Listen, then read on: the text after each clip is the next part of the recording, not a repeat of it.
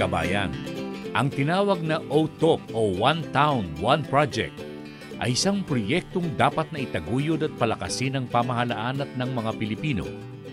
Ito ang magbibigay pagkilala at pagtangkilik ng mga likas na gawain, simulain, proyekto ng bawat bayan.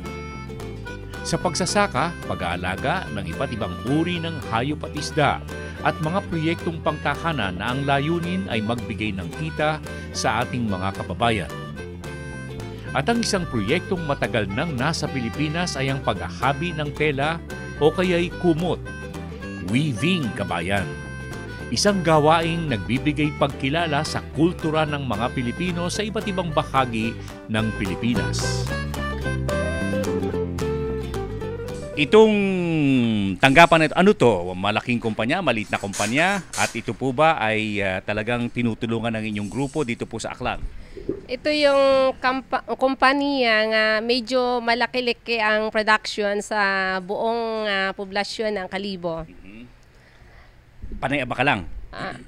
Mayroong abaka sila at saka pinya. Bali, yung pinoproduce nila, abaka cloth at saka pinya cloth. Ganon. Sino ang pinaka-regional, provincial officer ng FIDA dito sa inyong lugar? Ang amo niya, provincial head, is si Mrs. Silenia Dalida. Linya Dalida. Silenia. And itong hawak mo, ano to? Finished product na ito? Ito ang finished product ng abaka. So, ito ang... Bali, ito ang wini-weave ng mga weavers dito sa Kalibo. Nakagaya ng ipinakikita sa atin ni, anong pangalan? Mary Jane po. Mary Jane. Hindi ba mahirap yan, Mary Jane? Hindi naman ho. Ganon? Oo. Paano mong nasisiguro na tama yung sinusuksok mo? Kasi sanay na ho ako dito eh. Kaya alam ko na yung kung... Ganon. At ito, pwede ba hawakan to? Ito, ano to? Papatungan pa ito? Hindi na ho. Hindi na. Bali Finished ito na product na yan? Finished product. Pagka... Ito yung pinya seda. At pinya seda. When you say pinya seda, ano ang kasama ng ng pinya? Yung ano po, yung warp. Oo. Ano ho, ni silk. Tapos yung weave, pinya. Ito ano to? Ito ho. Ito yung ano yung...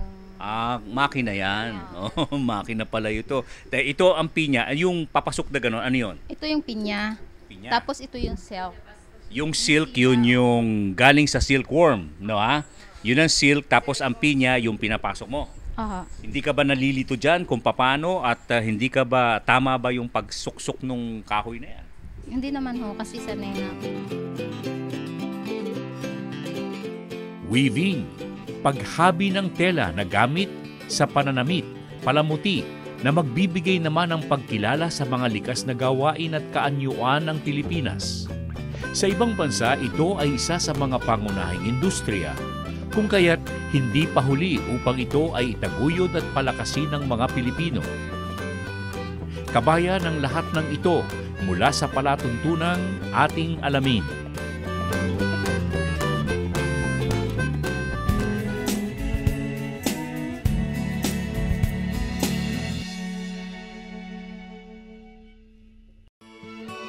The Filipino local flavor never ceases to amaze one's taste. It brings you home to the good old times. Jerry's Farm Products, available at selected leading supermarkets and dealers. Kabayan, talagang hindi matatawaran ang bisang taglay ng FeedPro.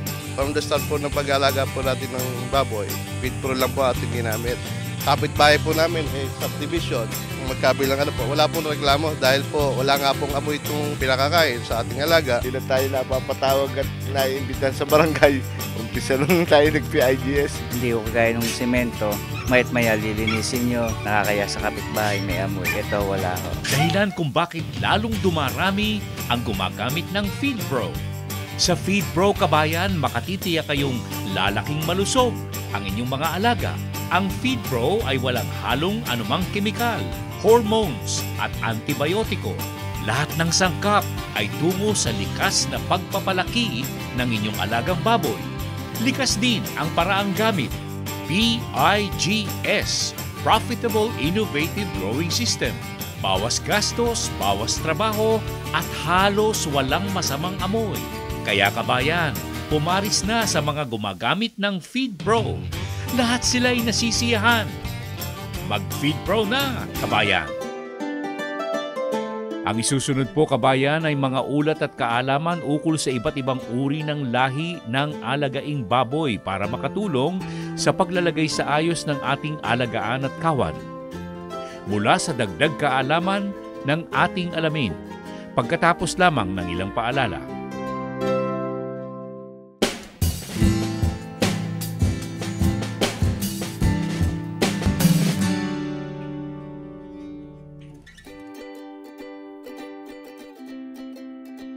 Sa bawat alagaan ng baboy na nadalaw ng ating alamin, ang isang aspeto sa pag-aalaga na halos hindi pinag-uukulan ng pansin ng mga backyard raiser ay ang pagkuha ng mga matataas na uri ng inahin o kaya'y barako.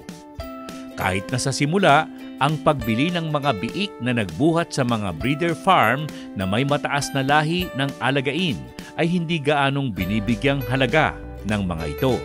Karamihan sa mga backyard raiser, kabayan, na nakaugnay ng ating alamin ay hindi alintana o walang pagpapahalaga sa binibiling biik o barako o kaya na may inahin. Ang unang nasa sa isip ay makapagtipid sa gastusin. Totoo na may gastusin sa pagbili ng mga inahin, barako o kaya'y palakihing biik, subalit ito ang susi sa paglago at pananagumpay sa pag-aalaga ng baboy. Kung hindi man barako, kailangang bumili ng similya ng mga barakong may mataas na lahi. Bukod sa maayos na pag-aalaga, ang maayos ding lahi ay kailangang sa kawan ng baboy na aalagaan. Ito ang payo ng mga dalubhasa at inaalok naman ng ating alamin. Chito, itong mga pinalalabas natin ito, anong mga lahi ito? Ito yung bago naming importation, mga pit-train galing ng Europe. Stress negative sila. Stress Ano negative. sabihin ng stress negative? Kadalasan kasing problema sa mga pit-train sa Europe, gusto nila stress positive kasi mas maskulado. Pero ang problema nun, pag kinarga mo naman sa truck ng biyahero, ay mayroon kang mortality, mayroong namamatay. Pero itong mga ito, stress negative, mas matitibay ang katawan. Pero sabi mo, pagka yung binibiyahe ito, baka madali sa biyahe? Itong mga lines na to, minimal ang disgrasya dito. Siguro out of 1 out of 500. Makikita mo yung katawan, hindi masyadong putok na putok pero muscle pa rin. At saka mas mahaba sila. Anong pagkakaiba nito sa mga dating pit train na pumasok na sa Pilipinas? Ito mga stress negative. Mas mahaba ang katawan, mas maganda conformation, at saka pang Pilipinas talaga yan. Anong ibig sabihin ng Pampilipinas yan? Pag kinross mo yan sa mga F1 mo, yung mga anak nila, mas matitibay pa. Ikarga mo sa mga jeep ng biyahero, hindi ka basta-basta namamatayan. Ibig sabihin yung mga pit train na nabibili noon pa, mahina na talaga ang kanilang pangangatawan sa ganyang klaseng kondisyon. Oo, mga stress carrier eh. At saka because stress positive sila o stress carrier sila, yung laman pale, maputla. Pero since ito, mga stress negative na to, yung laman ito mapupula din. Kabayan, ang pag-aalaga ng baboy sa Pilipinas ay tunay na may bigay na magandang kita, lalo na kung isasaalang-alang ang payong pumasok sa Integrated Hog Raising System, mula sa alagaan hanggang sa proseso ng karne o kaya'y pagtatayo ng sariling meat shop. Dito'y tiyak ang maayos na negosyo at kita at gawain ng isang papasok. Bahagi na rin ang payong pagninegosyo o tinatawag nating entrepreneurship mula sa ating alamin. Dagdag kaalaman ng ating palatuntunan.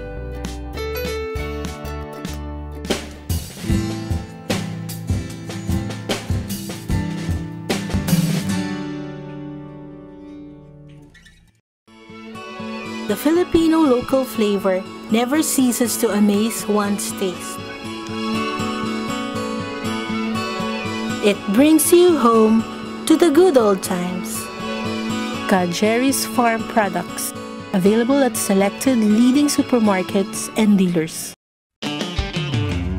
Kabayan, talagang hindi matatawaran ang bisang taglay ng Feed Pro.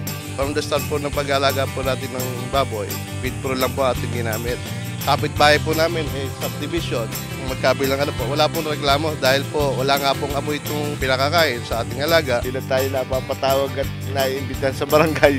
Umpisa nung tayo nag-PIDS. Hindi ko kagaya ng semento, mayat maya lilinisin nyo, nakakaya sa kapitbahay may amoy. Ito wala ho. Dahilan kung bakit lalong dumarami ang gumagamit ng Feed Pro. Sa Feed Pro, kabayan, makatitiyak kayong lalaking malusog ang inyong mga alaga. Ang Feed Pro ay walang halong anumang kemikal, hormones at antibiotiko. Lahat ng sangkap ay tungo sa likas na pagpapalaki ng inyong alagang baboy. Likas din ang paraang gamit. PIGS, Profitable Innovative Growing System. Bawas gastos, bawas trabaho at halos walang masamang amoy. Kaya kabayan, pumaris na sa mga gumagamit ng Feed Pro. Lahat sila ay nasisiyahan. Mag-Feed Pro na, kabayan! Mamaya kabayan, pagsagot sa mga kahilingan at tanong mula sa mga nanonood ng ating alamin pagkalipas lamang ng ilang sandali.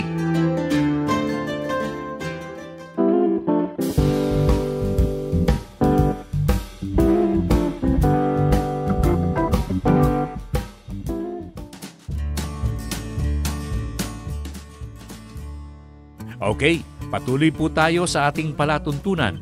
Mga sagot sa mga tanong at kahilingan. Una mula kay Minardo Santillan ng Maynila. Nais niyang malaman kung may batas ukol sa pag-aalaga ng mga hayop na tulad ng buwaya o crocodile. Tulad ng ating naipakita, kailangan pong makipag-ugnayan kayo sa DENR ukol dito at sa mga batas na ipinaiiral. At yaong ating mga naipakita kabayan ay mga batang buwaya sa Davao po naming nakunan kamakailan. At ang ukol naman sa sweet sorghum na naitanong po ni Miss Raquel Saldo ng Rizal. Ito po ay napagkukunan ng pagkain sa hayop pero ang pinakapangunahin po nitong gamit ay pagkain sa ating hapagkainan at nagagamit sa iba't ibang pagluluto at mga kakanin. Gamit din sa produksyon ng langis, kabayan. At ang ating naipakitang mga Peking ducks ay mula po sa alagaan sa Tiaong, Quezon. Mayroon ding nakita po kami sa Cota Verde sa lalawigan ng Cavite, kabayan. Ang kahilingan ay mula kay Rudy Mangahas ng Pampanga. At doon sa Peking duck, ito ba may pagkakaiba doon sa Peking duck na nanggagaling sa ibang bansa? At nabalitaan ko na from time to time ipinagbabawal yung pagpasok ng mga Peking duck na galing sa ibang bansa. Ang main purpose lang naman ng pag-keep natin dito ng mga Peking duck is makagawa tayo ng local breeders natin, no, na adapted dito sa ating kondisyon. Kasi nga kung titingnan natin ang Pilipino nag-concentrate doon sa egg type, it is yung production ng balot tsaka itlog na maalat, ito yung itik natin. Yung Peking duck na for meat ay hindi natin nabigyan pansin. So ginagawa namin dito is makagawa tayo ng mga ilang generation na makikita natin yung performance niya at local condition. And how far have you gone sa development ng Peking duck? Dito medyo nakikita natin yung potential niya, hindi natin talaga kasi siguro sa temperature natin yung talagang laki, no? Pero yung dami ng itlog kaya nating i-develop by infusion din ng ating mga local. Mayroon tayong white mallard dito, kung makikita mo, and then we have some trials na kinross na natin to at makikita natin yung kanilang mga F1s and yung mga upgrades nila, ay maganda yung production ng egg. Pero comparable ba yan? Comparable ba yan sa Peking duck? Siguro kasi white din naman yung natin dito, yung plumage ng develop nating white mallard. Hindi nga lang siya kasing laki talaga nung kasing bilis, but ang nakikita kong market nito yung kinulob natin. No, yung kinulob natin na local talaga, acceptable dito sa atin locally. So hindi naman niya kailangan yung malalaki. So kailangan niya is yung siguro yung lasa lang, yung lasa at saka yung lasa ng karne ng ducks. May future ba yung Peking duck development project ninyo? Siguro naman po at saka siguro tingnan natin, ngayon nga meron naman tayong mga local restaurants na nagre-require ng Peking duck. So, i-fill up muna natin. Actually, sabi ko nga, kung nag-develop tayo o yung experience natin is more on egg type, siguro dapat i-gain na rin natin yung experience for the meat type using yung Peking duck. At makita natin ano talaga yung magandang way, anong magandang potential, ano yung prospect pa nitong Peking duck. Kabayan, ang isang proyektong pinalalakas po ngayon ay ang ukol sa iba't ibang uri ng ducks, pato, itik, Peking ducks at marami pang iba. May negosyo, kita at panagot sa hapagkainan. Ducks Industry, kabayan, mula sa palatuntunang ating alamin.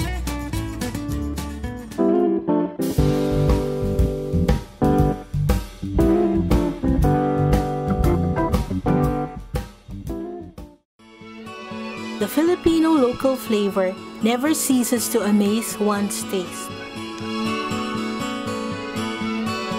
It brings you home to the good old times. Jerry's Farm Products, available at selected leading supermarkets and dealers. Kabayan, talagang hindi matatawaran ang bisang taglay ng Feed Pro. From the start po ng pag-alaga po natin ng baboy, Feed Pro lang po ating ginamit. Kapitbahay po namin, subdivision, magkabilang wala pong reklamo dahil po wala nga pong amoy itong pinakakain sa ating alaga. Hindi na tayo napapatawag at naiimbitan sa barangay. Umpisa nung tayo nag-PIGS. Hindi ko kagaya ng semento, mayat maya lilinisin nyo, nakakaya sa kapitbahay may amoy. Ito wala ho. Dahilan kung bakit lalong dumarami ang gumagamit ng Feed Pro. Sa Feed Pro, kabayan, makatitiyak kayong lalaking malusog ang inyong mga alaga. Ang Feed Pro ay walang halong anumang kemikal, hormones at antibiotiko. Lahat ng sangkap ay tungo sa likas na pagpapalaki ng inyong alagang baboy. Likas din ang paraang gamit. PIGS, Profitable Innovative Growing System. Bawas gastos, bawas trabaho at halos walang masamang amoy. Kaya kabayan, pumaris na sa mga gumagamit ng Feed Pro. Lahat sila ay nasisiyahan. Mag-Feed Pro na, kabayan! Antabay po kayo sa ating mga pagpapakitang gawa sa ating gabayan sa kabuhayan. Advanced Meat Processing, kabayan. Pagkalipas lamang ng ilang paalala.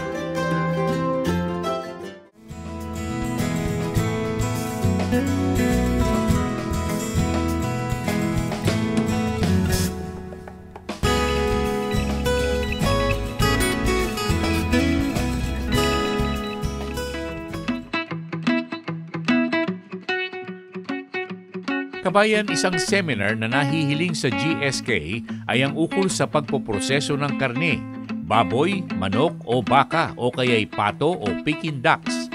At ang mga ito ay bahagi din po ng seminar para sa mga nais na maging bahagi ng advanced meat processing. Narito ang isang halimbawa. Gagawa po tayo ngayon ng beef morcon. Gagamit po tayo ng 1 kilong karne ng baka. Ibabad ito sa toyo at kalamansi ng hanggang kalahating araw.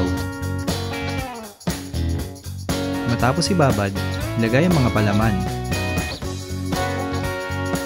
Hotdog, keso, pickles, red and green bell pepper, boiled eggs, tatay at taba ng baboy, carrots at chorizo de Bilbao.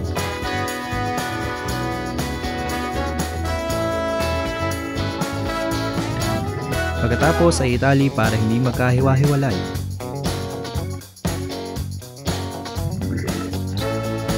Maaari na natin itong lagyan ng mga spices, lamela, star anise,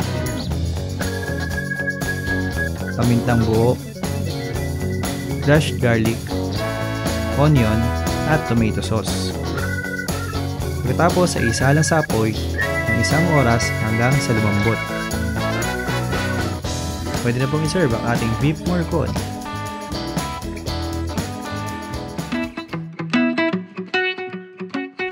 mga tanong po kayo kabayan at nais po ninyong salihan ng mga seminar ng GSK, makipag-ugnayan lamang po kayo sa ating palatuntunan sa aming tanggapan sa pamamagitan ng email o pagtawag sa telepono. At mga talaan po ng mga seminar na amin pong nailalagay sa Facebook, sa telebisyon para makuha po ninyo ang mga schedule ng mga seminar. Gabayan sa kabuhayan ng ating alamin.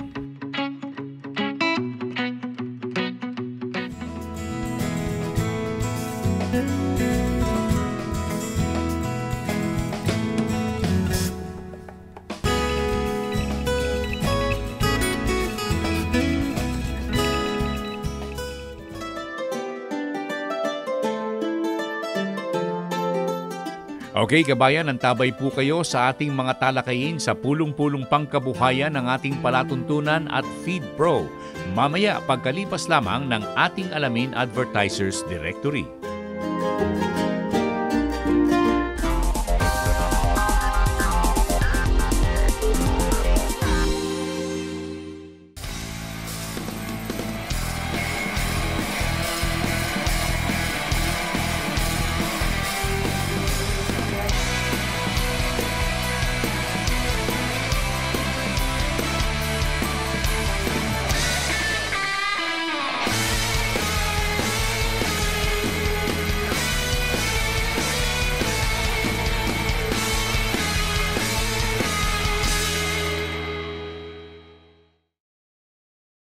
Fast times need fast solutions. That's where Infotex comes in. Announcements in schools and universities. I get to know kung may pasok o wala. For fast delivery. Mabilis namin natatrack ang mga packages. Via text for nationwide safety and security. Mabilis namin nakuha ang command mula sa central base. Infotex cares for your health. We get outbreak information and vaccines via text. Everything in a click. Caring solutions by Infotext.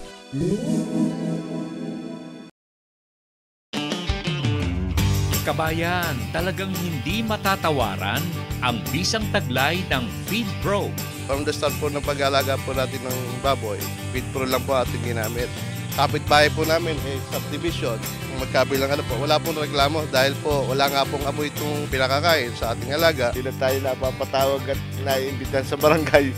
Umpisa nung tayo nag-PIGS. Hindi ko kagaya ng semento, mayat maya lilinisin nyo, nakakaya sa kapitbahay may amoy. Ito wala ho. Dahilan kung bakit lalong dumarami ang gumagamit ng Feed Pro. Sa Feed Pro, kabayan, makatitiyak kayong lalaking malusog ang inyong mga alaga. Ang Feed Pro ay walang halong anumang kemikal, hormones at antibiotiko. Lahat ng sangkap ay tungo sa likas na pagpapalaki ng inyong alagang baboy. Likas din ang paraang gamit. PIGS, Profitable Innovative Growing System. Bawas gastos, bawas trabaho at halos walang masamang amoy. Kaya kabayan, pumaris na sa mga gumagamit ng Feed Pro. Lahat sila ay nasisiyahan. Mag-Feed Pro na, kabayan!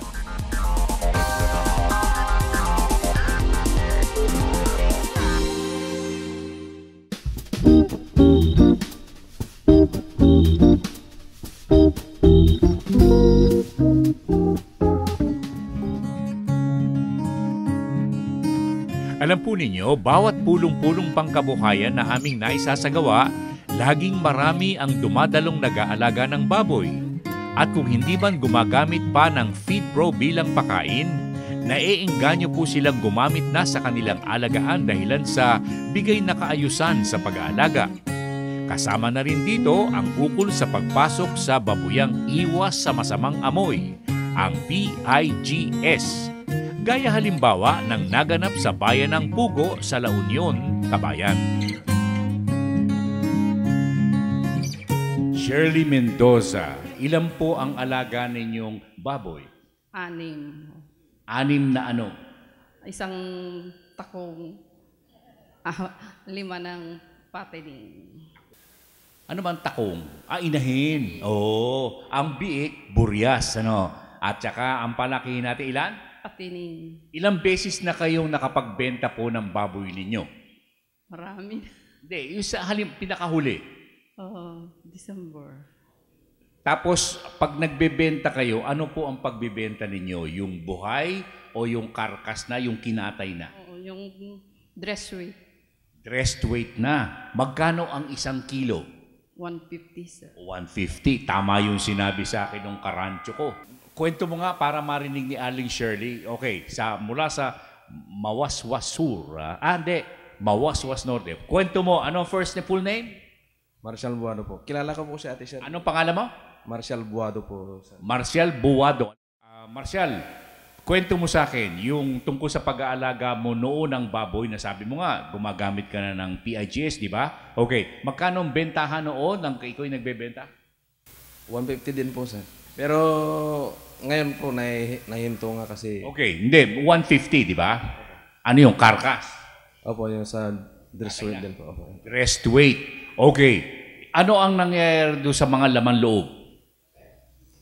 Sa kanila na po yun, sir. Yung bumili. Okay. Sa kanila na. Sa kanila na yun. Mga ilang buwan yung pag-aalaga mo ng baboy? Kalimitan po kasi, sir. 3 months lang dito eh. Mga ilang kilong lumalabas yun? 60. Yeah. 60 lang. Kayo po, Aling Shirley, ganun din? Ganun, sir.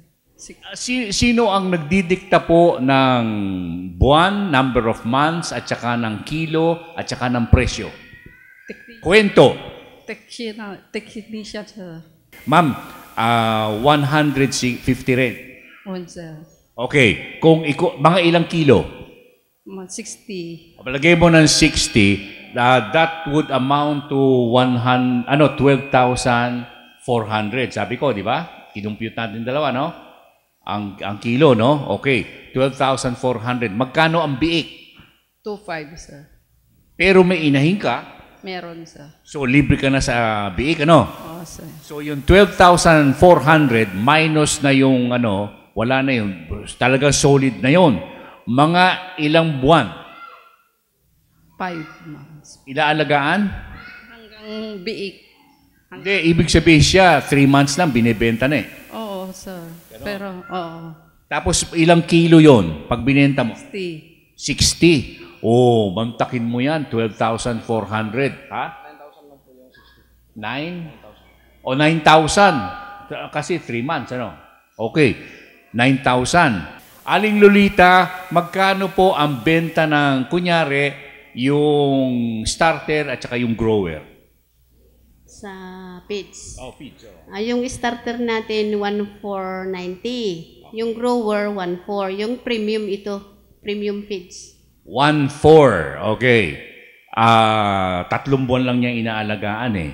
Eh di lumalabas na 4,200. Di ba? 4,200. Kasi 1,400 eh. 1,400, 1,400, 1,400. Times 4, times 3, 4,200.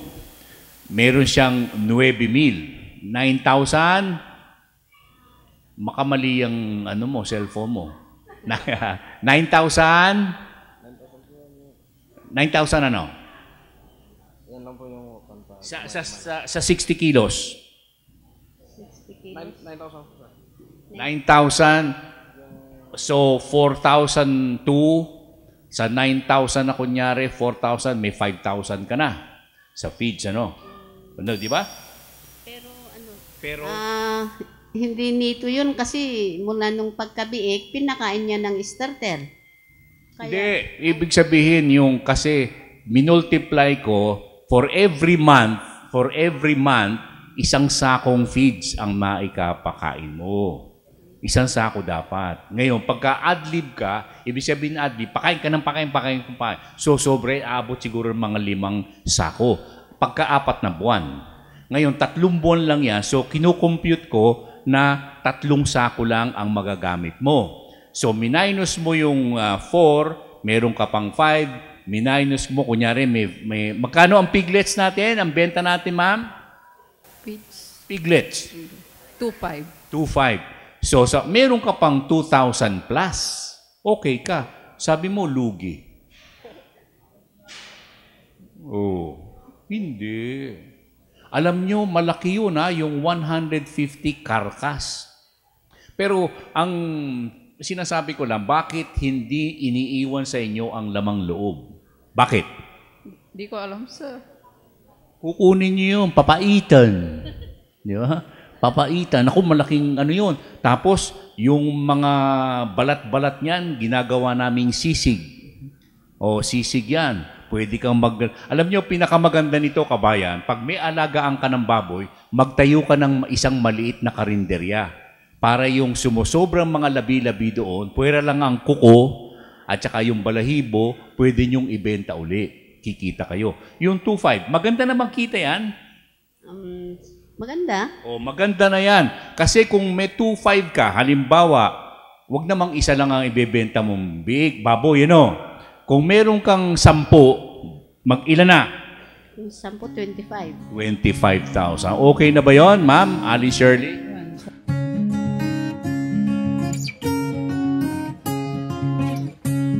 Sa bawat pulong-pulong na aming naisasagawa, kabayan, umuwi po ng masaya ang mga dumadalo dahilan sa mga kaalamang kanilang nakukuha. Nababawasan ang kanilang problema sa pag-aalaga ng baboy. Bigay ng paraang naituturo at ang kaayusan, kahusayan din po ng pakaing FeedPro. Okay, kabayan, sa mga darating na buwan, muli pong magtutungo sa iba pang bayan sa Ilocos ang ating palatuntunan at FeedPro upang idaos ang isa pang pulong-pulong pangkabuhayan na bahagi ng ating paglilingkod bayan sa ating palatuntunang ating alamin.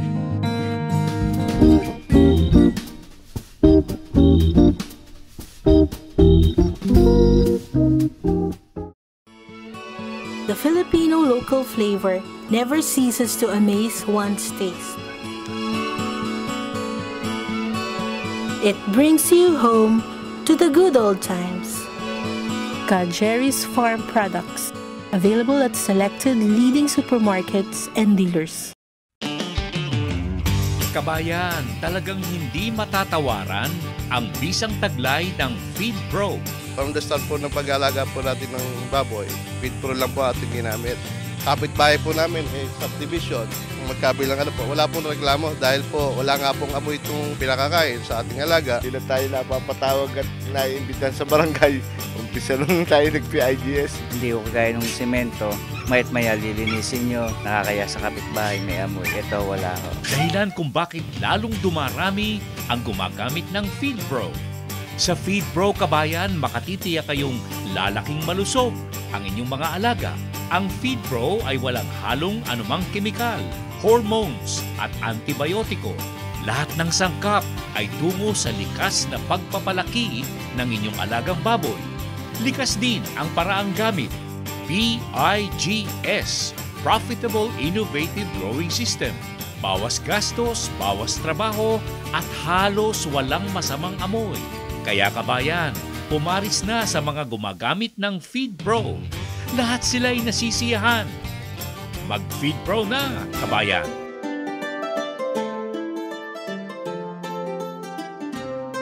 Kabayan, sa huling bahagi ng ating palatuntunan, paghabi ng tela, kumot, sa bayan po ng Bangar sa La Union na amin pong naipakita sa ating palatuntunan. At isang natatanging kababayan po natin ang ating makakaugnay. Special feature pagkalipas lamang ng ilang paalala.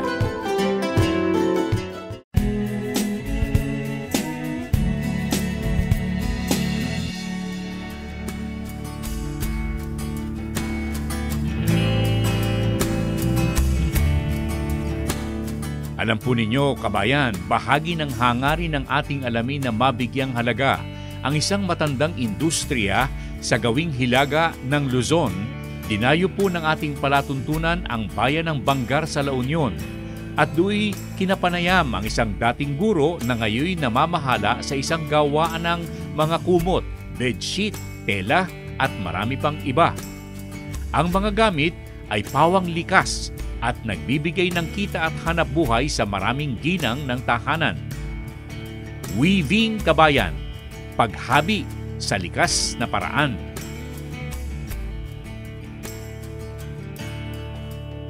Sino po ang nag-umpisa? Who started this project? I was married to a son of one of the, I should say, best families also who were engaged in this industry. hundreds of years ago, down from generation. While I was teaching, I saw that this has a very nice future. So there. And was it because the family was very popular in making this kind of product? Exactly, basta you have a good one with the people. Because this one is from the grassroots. They work with you. You have to go with what they like. You try to encourage them to work. Okay. Pero ma'am, principal daw po kayo sa eskwelahan. How come pumunta kayo sa ano? Bakit pumunta kayo sa negosyo? Eastern University at the time, at high school and college. And so I should know what I am doing because you already see the future. Why not? And I also have 6 children, 3 of whom now are in the States. One is in Green Meadows. Where do you live?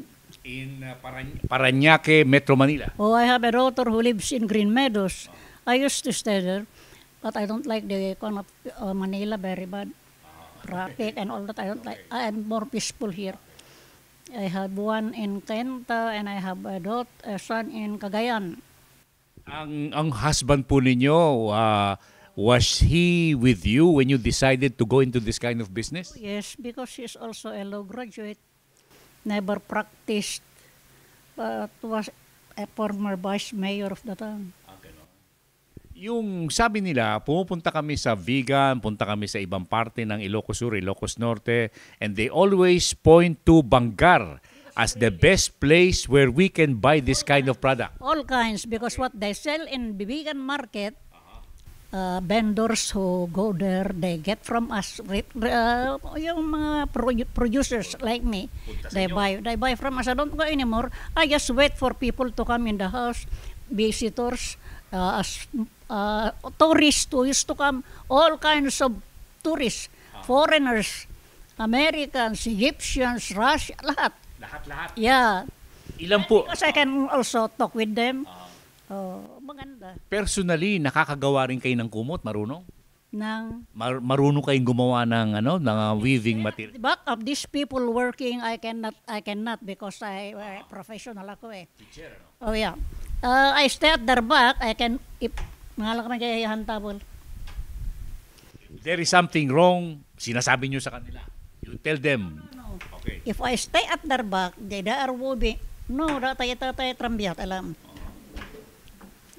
If I start their back, I can let them make designs from out of one design like this. Okay. Out of this design, I can tell them to repeat that, make it 2, then put, that becomes another. Parang pag ganyan na, the two of this, okay, the longer na, isang design. If you want to put this all together, limit that, or you can make as many, as I said, if I start their back, I can, stop. Okay, go back. Stop. Okay, repeat. Yan, finish.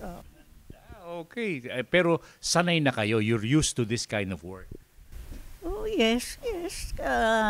I have 6 children. They all graduated from exclusive schools in Manila. Because of this? Oh, yes. We work together with my husband. When you were still young, you gave up teaching when you were still young? Oh, why should I?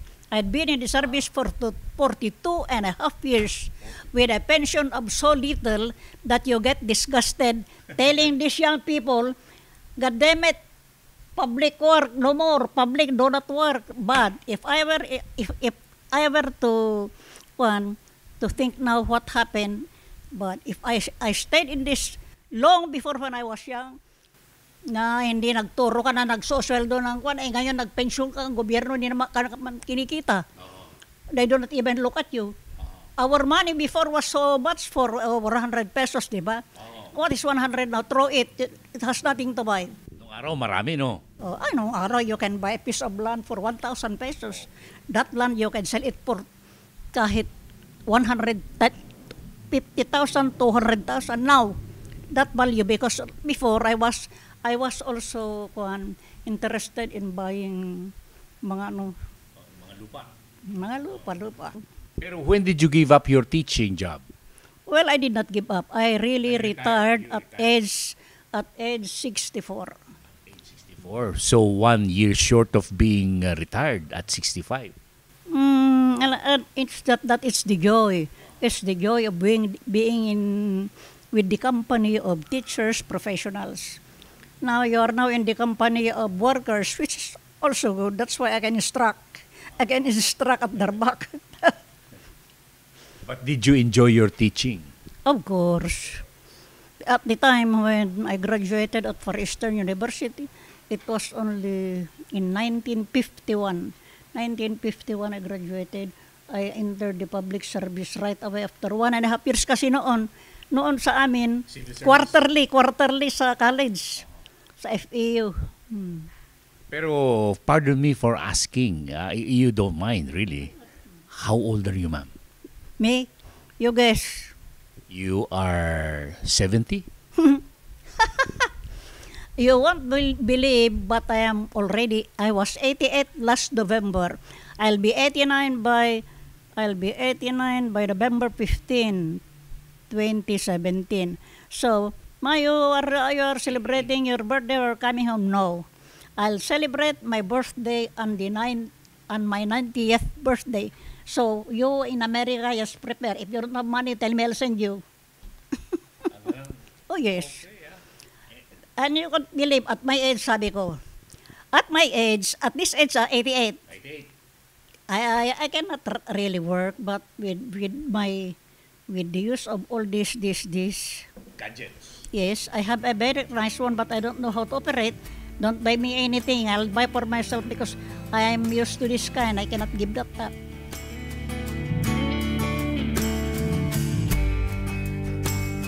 Weaving, paghabi sa likas na paraan, kabayan.